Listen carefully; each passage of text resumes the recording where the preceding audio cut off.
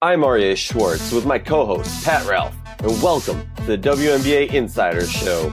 Each week, we cover different topics important to the W. Using X's and O's along with key stats, we bring honest and critical analysis. First off, we're going to talk about a game from earlier tonight and a team who played earlier tonight, the New York Liberty. A few things. I had to rewatch the game the moment I got back from the Minnesota-Washington game because I was live there. But Marissa Coleman was somebody who, when New York was doing good, her name kept coming up. And she was making a ton of scrappy plays, which is crazy to think. She was like a last-second cut from Indy, and now she's helping be a utility player and a starter for the Liberty. And also their inability to finish games. Pat, could you talk about those two real quick to me? Absolutely. And so the Liberty have played 6 games so far, and they've played all 6 have been really close. I mean, they've all been within a couple possessions, and they've played in 6 very close games. So they're 2-4. They could easily be 6-0. They could also easily be 0-6. So to keep that in mind, they've played in some really close games, which is a good thing that they haven't gotten blown out yet in any games. I think that's a really encouraging thing that they're around in every game. But there's a difference between just being around in every game and making it close and actually winning a game. So for the Liberty, as I said, they're 2-4. Obviously, they lost a close one to open the season by 4 in Chicago. Then they lost a tough one at home by 6 to Minnesota, a game that they were winning in at close, like you mentioned, REA, this inability to close out games. And then, of course, they beat Dallas. They beat Indiana on the road in overtime. And then they were ahead late in the game against Phoenix, but Phoenix closed out the game strong and beat them. And then tonight, of course, what you saw here, losing at the buzzer to Connecticut. I think, the thing with the Liberty is I think the thing about the Connecticut game tonight specifically is so frustrating because Connecticut they didn't play like Connecticut tonight. I mean, they played good, but not their best. And if you get a chance to beat Connecticut on your home floor, when they're not playing their best and you're playing really well, you've got to take advantage of that. And where we've talked about this, we know where the Liberty stand in the WNBA, stratosphere right now. They're a team that's going to be fighting for a playoff spot. They're going to be on the line there. So if they're not, if that loss could come back to bite them, I think, and it could be a game that they're looking back at and saying, well, we could have used that. So, and then you mentioned Marissa Coleman. She's been really, I thought the exact same thing. I thought that she would be a player that, she'd just be up here for a bit. She'd play a couple games and the Liberty might cut her or let her go, or she'd move to the bench as the other guards got healthy. But she's been able to maintain that starting role. She had 11 points tonight against Connecticut. She was a +7 on the floor and stuff, which I believe was the highest net rating. Yeah, that was the highest net rating of anyone on the floor tonight for the Liberty. So she's contributing well. But the Liberty, these close games, I mean, it's great to see them in these close games competing, and you want to see that not getting blown out, but you've got to actually win those games. And there's a difference between just being in them and winning. And that's what they need to do if they're going to be able to get to a playoff spot, because you need to win some of these close games and you need to win them at home. You can't squander those. Before I throw it back to you, Ari, I have a really interesting thing I found on Twitter before we started tonight that I wanted to read to you. This came out of the post game tonight, and I don't know if you saw this, but I'll throw a credit to our friends over at High Post Hoops for this. Kurt Miller had an interesting statement after the game, head coach of the Sun. Here's what he had to say. He said he was asked a question about the Liberty as a whole and the matchup of playing them, and here's what he had to say. With that being said, I am on the record saying New York is the team to beat this year, period. They have everything. 3-point shooting, which they didn't shoot well tonight. And, they didn't shoot well tonight. Defense, which they showed a lot tonight. Offense, which they did. And they have he says, and a dog in Charles, which referencing Tina Charles, who had 24 tonight and has had a couple double-doubles this season. They have everything that a championship team needs. In my opinion, it makes this win bigger. I don't care what their referencing the Liberty record is right now. I think New York, when it's all said and done, is going to be the team to beat. Now, Kurt may just be saying that because New York was the top team in the East last year. He may just be saying that because he can't say that his team is the team to beat in the East, because I think everyone else in the WNBA would be pointing their fingers right at Connecticut as the team to beat, at least in the Eastern Conference, maybe even the entire league. But it shows tonight that people are noticing that the Liberty are not going to get blown out in games. These games are going to be close. They play hard, they fight hard, and that is very encouraging because then if they're in games, they just got to make things click a bit. And if they win a couple of these, they get in the playoffs, and it's important that they're competing and stuff. That's most important. What stands out to me from that statement is something that I was kind of churning over in my mind, and that, in all honesty, might be the one true criticism of this Connecticut team, which is when you have these teams that are so well-rounded like Connecticut, which is obviously a great positive. You have a team, but sometimes your team struggles, not just a player, but your team struggles. Now, obviously, it's better to have the team struggle than, when you rely on one player. But Minnesota, LA, New York, Phoenix, those teams, and even if you really want to talk about that, we could talk Seattle and Dallas.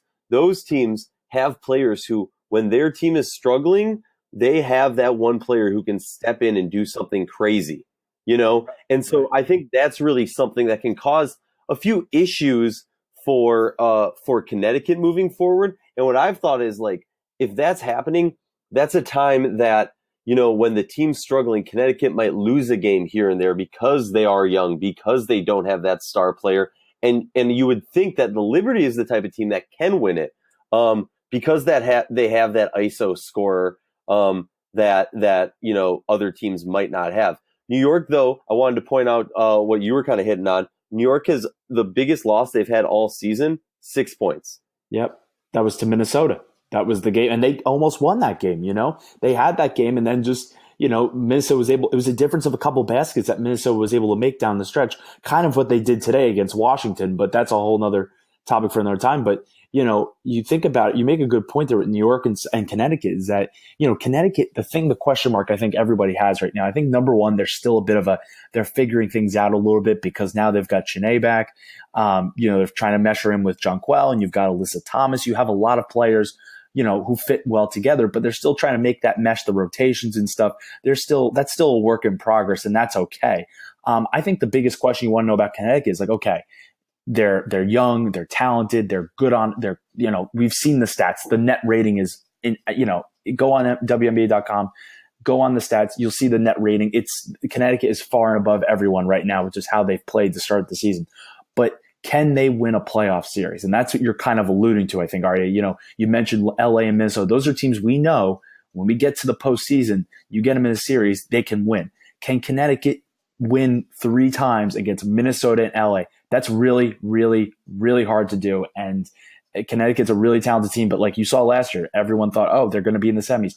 They couldn't even get a home game in the second round off their floor against Phoenix. So that's the thing I think everyone has to remember is that, it's different when it gets to the playoffs. And, I think we're excited to see what they can do. But, we have to remember LA and Minnesota, beating them 3 times in a series is really, really hard. As much as the Lynx have struggled so far, it's still really hard. Which is kind of something that I spoke to Maya Moore about in the post game, which is last year the team was very focused on getting that 1 or 2 seed. There was a lot of talk about it and the importance of it, because if you're a team like Minnesota, look, any given Sunday, as they say, any team, Connecticut could pull off a great win, and segueing into Storm, which we're about to touch on, they could get a big win against LA one time, but can they beat them in a series of 3? And as much as I've criticized the start to Minnesota and the makeup of this Minnesota team, once they're in the playoffs, that's a different story. So let's talk about it when we get there. I'm talking relative to now, they have not been a good team, although they did pull off a great win today. Moving on to the late night ESPN 2 game, Seattle Storm taking the Los Angeles Sparks on, and Seattle has been looking just I was going to say storming, but that's just bad.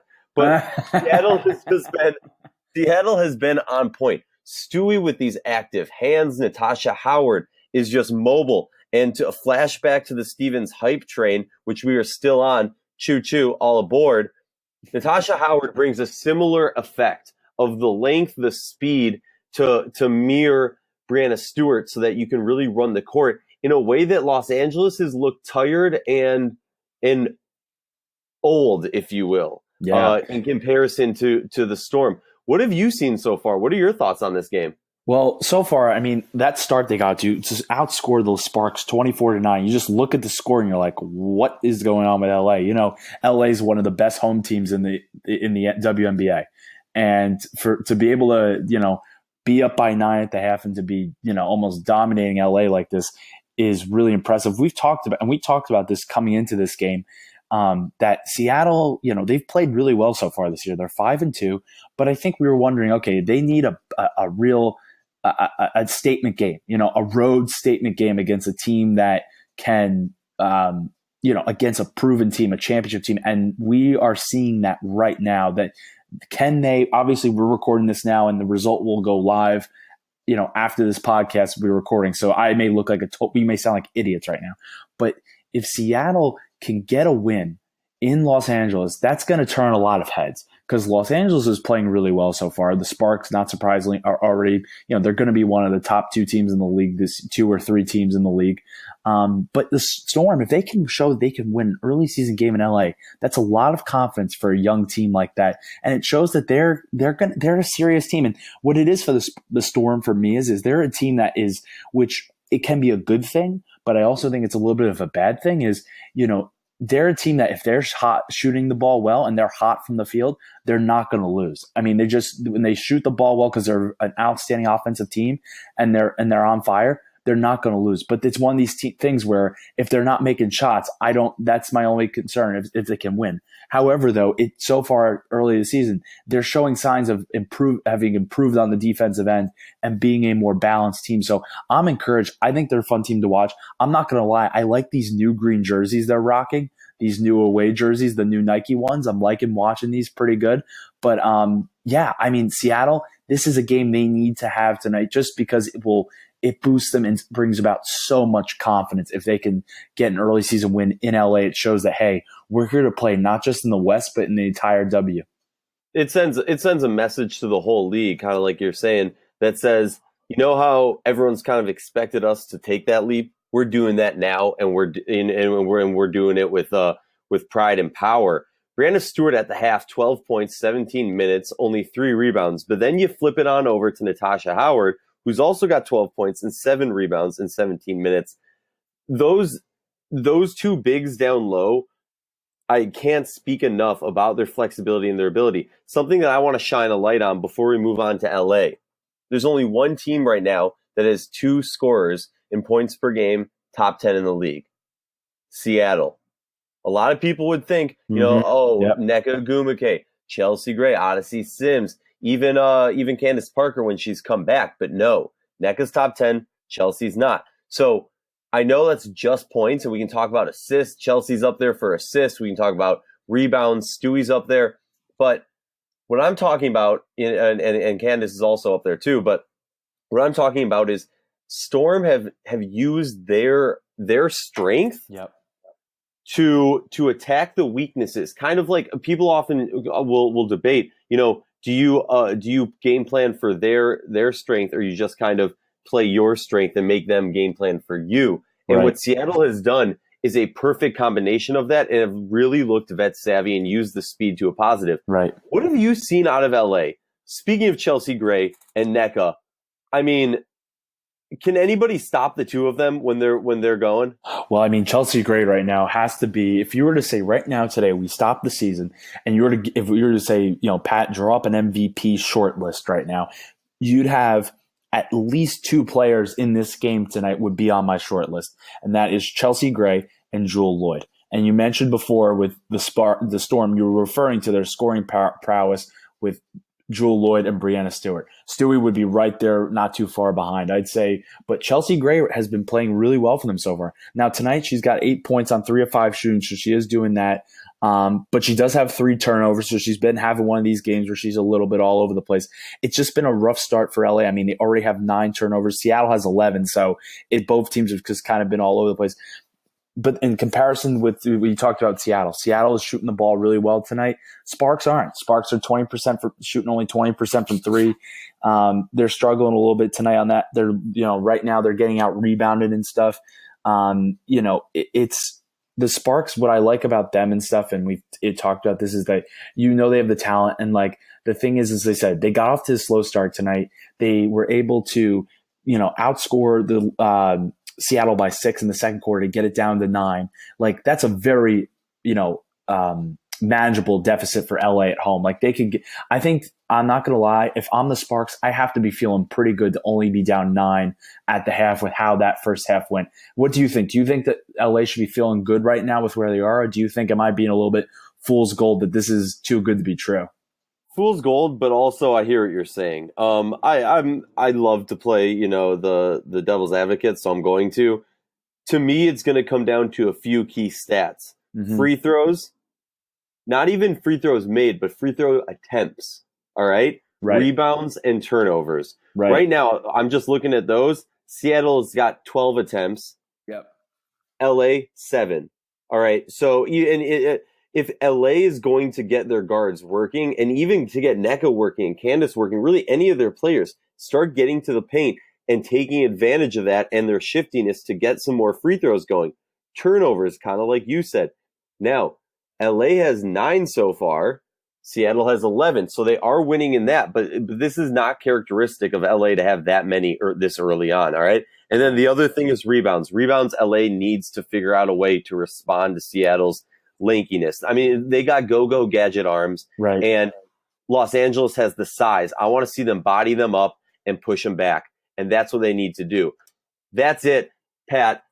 We're closing this one quick because we want to get back to watching the game so we can get some hot takes for next week. Pat, last thought. Yep. What do you want to see from Seattle if they lose this game? What can tell you that it's still a victory if they lose this game? Well, you just want to see them play with confidence, and you want to see them play their game. You don't want to have them see them playing you want them to see them, not playing too much isolation. You want to see them be able to move the ball. You want to see them playing just, be comfortable, be confident, because the Sparks this game's going to get closer, or at least it should, as the second half is getting underway now. You want to be able to see them, be able to play their game, and even if the Sparks come back and win this game, to be able to fight and play hard, not just roll over. And if Sparks get this win and stuff into, we're seeing this right now. They're playing good defense, just be physical and stuff. And I think you want that confidence, say like, hey, even if we don't win tonight, we're playing and we're hanging with one of the best teams, if not the best team in the WNBA. That's what I want to see. Just that confidence that can exude from having a good game tonight. I'm with you on that. I mean, we know that somebody on LA is going to get real hot, and then it's going to get close. And how does a storm weather the storm, pun intended? And I'm Aryeh Schwartz, along with my co-host, Pat Ralph. This has been the WNBA Insider Show. Each week we cover different topics to the W using X's and O's and key stats, honest and critical analysis. ESPN, we got a great game. Make sure to check it out, and we'll got some recaps coming up too. Have a good one.